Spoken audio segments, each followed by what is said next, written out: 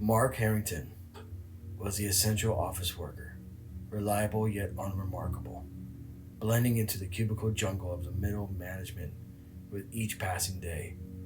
His life was an unceasing loop of coffee runs, meetings, and deadlines. The hum of the fluorescent lights and the clicking of the keyboards formed a never ending background that drowned out all individual notes of joy or dissatisfaction. Frustrated by the ceaseless toil, Mark found himself burning the midnight oil regularly, racking up hours of overtime that went unrecognized. It wasn't just a lack of appreciation that stung, it was a creeping certainty that he has nothing but a cog in the corporate machine, easily replaceable. It was during one of these late night slogs that he first encountered Margaret, the cleaning lady. Her appearance became of strange solace in the dreary after hours gloom. Their casual conversation lightened the oppressive atmosphere that enveloped him.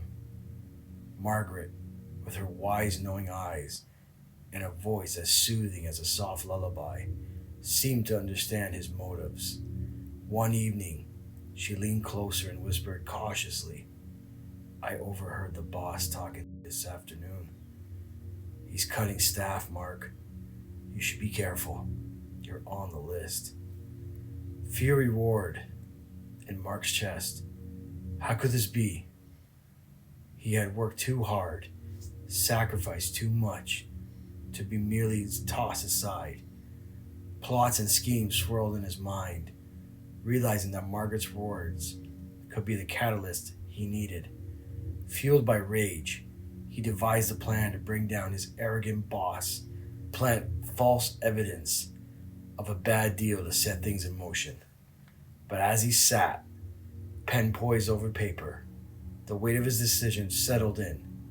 He hesitated, unease creeping in. Was he really prepared to ruin a man's life? In a moment of clarity, he backed out. Maybe there was another way to handle this. Maybe he could survive the storm intact. But it wasn't long before unease morphed into paranoia. He noticed small things at first. His stapler disappeared. His computer screen flickered, shutting down unexpectedly. Files seemed drenched in coffee every morning, though he never spilled a drop. It was as if some unseen force was playing tricks on him, taunting him for his momentary lapse into malice. Desperate for answers, he waited for Margaret after hours on the second and third night, poised to confront her. Had she betrayed him? Had she told someone about his plan? But the old cleaning lady never appeared. Instead, Mark was left alone with his dread. Finally, on the fourth night, the tension became unbearable. "Margaret?" he called softly, half hoping she would appear with an explanation. When silence hung heavy in the air, he decided to confide in his colleague Tom, who had stopped by out of curiosity. "Why are you burning the midnight oil, Mark? You're not pulling all-nighters for fun, are you?" Tom smirked, leaning against the cubicle wall. "I've lost something. I need to talk to Margaret," Mark replied. Tom's expression shifted, confusion mingling with disbelief. "Margaret? The cleaning lady? There hasn't been a cleaning lady at night for years, Mark. We have a day crew that comes in at 5 a.m. You've been here alone." A chill slithered down Mark's spine, the smile fading as horror gripped him. "What are you talking about?" Tom shrugged, his casual demeanor unsettling Mark further. "Seriously, man. Wait. Hold on. I think there was a Margaret. Rumor has it she used to cozy up with upper management. But she died years ago. Murdered. In this building. And if I remember correctly, you should look it up." Heart racing, Mark raced to his computer, fingers trembling as he typed Margaret, cleaning lady murder. The results flooded his screen. News articles chronicling the tragedy of the cleaning lady, killed by an unknown assailant. Sickened, Mark pushed his chair back violently, intending to flee, but as he gripped the doorknob, it wouldn't budge. He was trapped. Dread pulled in his gut, dread that turned to panic as he heard it. Soft, rolling, upstairs. The unmistakable sound of a cleaning cart being wheeled across the floor above him. "Margaret?" He called into the echoing abyss of the empty office, voice wavering. "Mark!" A voice echoed back, low and chilling. "It's time to make amends." Mark's blood ran cold as the cart creaked closer. His thoughts raced back to the plan he had fully intended to execute.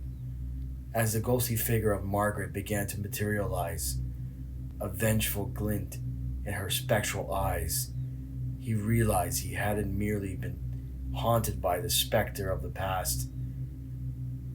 He had awakened something far worse, something echoing not just in the corners of the office, but deep within himself. He had wanted to see justice done. Now, he would be the one to pay the price. Trapped by the building and the weight of his own conscience, Mark understood far too late that some ghosts demanded not only to be remembered, but to be avenged. Mark's heart raced as the ghostly figure of Margaret floated closer, her eyes gleaming with malevolent fire. "You wanted chaos, Mark? You wanted retribution?" she hissed. In that moment, all traces of sorrow faded from her face, replaced by a chilling determination. Panic surged within him, enveloping Mark in its grip. He darted toward the window, desperate for escape, but it gave way to the oblivion of the night. The sounds of a cleaning cart grew louder, the wheels rolling over the wooden floorboards above, mocking him, pressuring him to confront the truth about Margaret, about himself. "No, you don't understand. I don't want this," he shouted, desperation spilling over. "I just wanted to protect myself." Margaret laughed softly, a sound like shuddering glass. "Protect yourself from what? A little budget cut? You think you're the victim here? You're just as corrupt as the rest. You were going to ruin an innocent man's life. I should have had. Not that innocent." With that, Mark stumbled back, eyes wide with realization. She was right. In his quest for survival, he'd be willing to push the blame onto someone else without a second thought. Margaret's role in the charade had only become clear after he drove his knife of revenge inward, and in his rage, he had inadvertently called forth the vengeance of the very wraith he sought guidance from. Suddenly, the eerie quiet of the office was shattered as the lights flickered wildly, and Margaret's figure transformed before him, becoming more tangible, almost ethereal. He could see the anger etched upon her face, the betrayal that echoed in her existence. Mark asked, "Wait, did he do something to you?" "Let me show you how it feels to be powerless," she shrieked, lunging towards him, her spectral hands aiming for his throat. Mark instinctively grabbed a nearby paperweight, its sharp edge glistening like a knife in the low light. He swung, connecting with Margaret's form, but it passed straight through her, leaving only an echoing wail of fury in its wake. He realized then the ghost wasn't just a remnant of a life cut short. It was an entity very much tied to the walls of the office, a very part of the building itself, and her anger fed off his own. "What do you want from me?" he cried, backing away against the wall, his breath ragged. Her voice was a low hiss, filled with centuries of pain. "What I want, dear Mark, is a way to end this. I became trapped to the regrets and failures of others, bound to that which held me. And now, you might set me free." "Free?" he echoed. "By what? Killing me?" "No," she replied, a dark smile creeping across her lips. "But by letting your own guilt consume you, you have the power to take revenge, to do what I could not, to kill the snake of a corporate greed that has led me to my death." Mark trembled at her words. This was a twist he hadn't seen coming. He realized that Margaret didn't just want him to feel guilt, she wanted him to wield it like a weapon. As much as he had been her potential avenger, his own life was on the line. But now, she would guide him, if only he embraced the darkness within himself. "Take it, Mark. When he comes through that door tomorrow, you can absolve me. You could be the instrument of justice, the hard-bringer of retribution. Just choose." And in that terrifying moment, Mark felt the power of choice surge through him. He could finally grasp the reins of his life. No more playing victim. No longer drowning in guilt. The office was his domain. It had been his prison. Now it could be a place of reckoning. The door creaked open. It was Tom. "Hey, Mark. I was passing by and I saw your car. Still in the lot. It's like 11 in the night, dude. Go home?" With a feral glint in his eye, fueled by Margaret's vengeful spirit, Mark advanced on him, the knife gripped tightly in his hand. "You don't get to decide my fate anymore," he whispered, the weight of his own decisions crashing down on him. Tom's eyes widened as the realization sank in. But it was too late. Before he could turn to flee, Mark swung the knife with all his might, admittedly not out of purely murderous intent, but guided by Margaret's wrath. It pierced through, sending Tom crashing to the ground. The fluorescent lights flickered, a steady buzz both of life and death. As Margaret's laughter echoed through the building, Mark felt an eerie, liberating rush.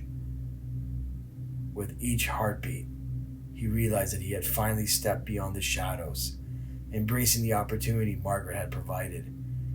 He had taken a horrifying leap into the abyss, shattering the cycle of powerlessness with his own act of self-destruction.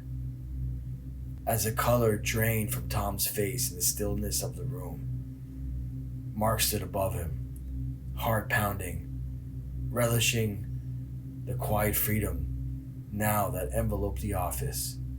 And though his hands bore the scars of his action, his spirit had been, at least for that moment, freed from the shackles of the everyday grind. But as he turned to leave the office, Margaret's figure faded into the shadows. "You've done well, Mark. But now we share a bond. I have freed you, and you have brought your own hell. This is only the beginning. Let me take care of the cleanup.